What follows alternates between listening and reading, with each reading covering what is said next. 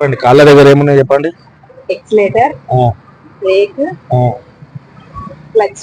Clutch. ఇప్పుడు మళ్ళీ చెప్పండి, ఏమున్నాయి కాళ్ళ కాడ. Clutch, break, accelerator. ఏ కాలు దేనికి వాడాలా? ఇది వాడాలి, క్లచ్ కి లెఫ్ట్ కాలు వాడాలి. దీని ఏమంటారు? స్టీరింగ్. ఓకేనా? రైట్ హ్యాండ్ ఏడా పెట్టాలా? పైకి పెట్టండి కొంచెం. సో స్టీరింగ్ రన్నింగ్ లో ఉన్నప్పుడు ఆ ప్రకారంగా పట్టుకోవాల్సి వస్తుంది. ఓకేనా? నెక్స్ట్ గేర్ మీదకి వచ్చేయండి. ఫస్ట్ గేర్ వేయండి,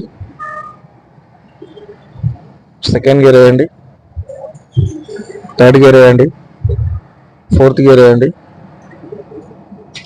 ఫోర్త్ మధ్యలోకి వెళ్ళి స్ట్రైట్ వెనక్కి రావాలా. So gear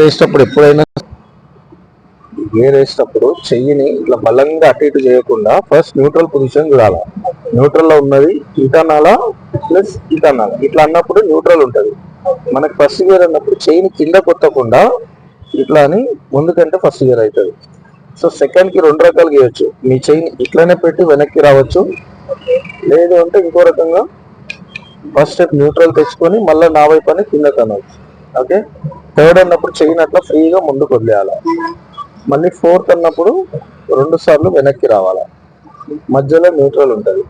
fifth gear, fourth to fifth gear పోయేటప్పుడు న్యూట్రల్ కి పోయి మీ వైపు అని ముందుకంటే ఫిఫ్త్ గేర్ అవుతుంది. సో రివర్స్ గేర్ అవసరమైనప్పుడు మీ వైపు అని కింద కంటే రివర్స్ గేర్ అవుతుంది. ఓకేనా? ఈ గేర్లు వచ్చేసి మనకు అక్కడ స్పీడ్ మీటర్ ఉంది కదా, ఏ స్పీడ్ లో ఉంది? ఇప్పుడు 0లో ఉంది. 0 నుంచి ఫస్ట్ గేర్ స్టార్ట్ అవుతుంది. 0 నుంచి 20 వరకు యూజ్ చేసుకోవాలా ఫస్ట్ గేర్ ని. 20 క్రాస్ అవుతున్నప్పుడు మళ్ళీ క్లచ్ నొక్కి సెకండ్ గేర్కి వెళ్ళిపోవాలా. సో సెకండ్ గేర్ వచ్చేసి 30 స్పీడ్ వరకు యూజ్ అవుతుంది. 30 క్రాస్ అవుతున్నప్పుడు మళ్ళీ థర్డ్ గేర్కి వెళ్ళిపోవాలా. సో ఇట్లా స్పీడ్ ని బట్టి మ్యాచ్ చేస్తుండాలా. 40లో ఫోర్త్ గేర్, 60లో ఫిఫ్త్ గేర్. ఓకే, ఇవన్నీ గుర్తు పెట్టుకోండి. ముందు క్లచ్ గట్టిగా తొక్కండి, తొక్కేసి తాళం పట్టుకోండి, తాళం పైకి తిప్పండి, బండి స్టార్ట్ అవుతుంది. ఇంకా పైకి తిప్పండి. అట్లానే ఇట్లా స్టార్ట్ అవ్వట్లేదు అంటే అర్థం మీరు క్లచ్ నొక్కలేదని అర్థం. మళ్ళీ క్లచ్ నొక్కండి గట్టిగా. ఇప్పుడు తిప్పండి తాళం, పైకి తిప్పండి. అనాథం నిన్న చూపించిన మీకు. క్లచ్ నొక్కట్లేరు మేడం, అర్థమైందా? బండి స్టార్ట్ అవ్వట్లేదు అంటే అర్థం మీరు క్లచ్ నొక్కట్లేరు. అది వదిలేయండి, ఎక్సిలేటర్ వదిలేయండి. ఇప్పుడు మళ్ళీ మనకి లెఫ్ట్ ఇండికేటర్ వెలుగుతుంది చూడండి, దాన్ని ఒక్కసారి కింద కనండి. 2 సార్లు అయింది, వదిలేయండి. ఇప్పుడు మళ్ళీ క్లచ్ నొక్కి ఫస్ట్ గేర్ వేయండి. ఫస్ట్ క్లచ్ నొక్కి గేర్ వేయండి, హ్యాండ్ బ్రేక్ కింద కనండి. పైకి లెఫ్ట్ బటన్ నొక్కాలా, కింద కనండి. ఓకే. ఇప్పుడు మెల్లగా క్లచ్ వదిలితే బండి అనేది మూవ్ అవుతుంది.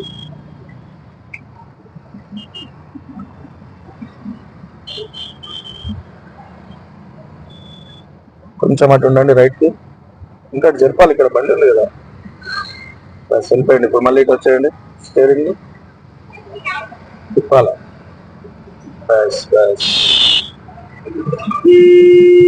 స్ట్రైట్ చేయండి దాని అట్లానే. ఇప్పుడు మెల్లగా ఎక్సిలేటర్ ఇవ్వండి.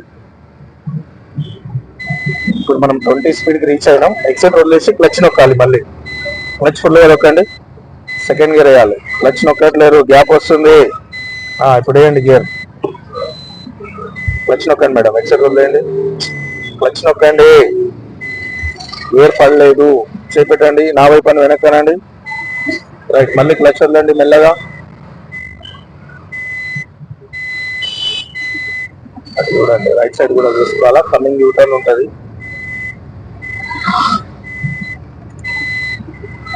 మొత్తం క్లచ్ నొక్కండి, కొంచెం అటు ఉండండి. రైట్ సిగ్నల్ కింద తీసుకో, కింద కనండి. అది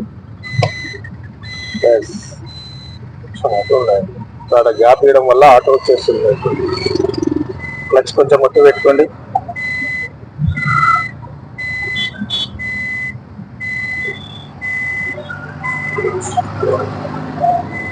తిప్పండి, మొత్తం తిప్పండి. బాగా ఎక్కిచ్చేసిరా, బాగా ఎక్కిచ్చేసిరాడా దిగడానికి ఉద్దేశం. ఇప్పుడు మొత్తం అరే అటు ముఖం వచ్చిన తర్వాత ఇటు రావాలా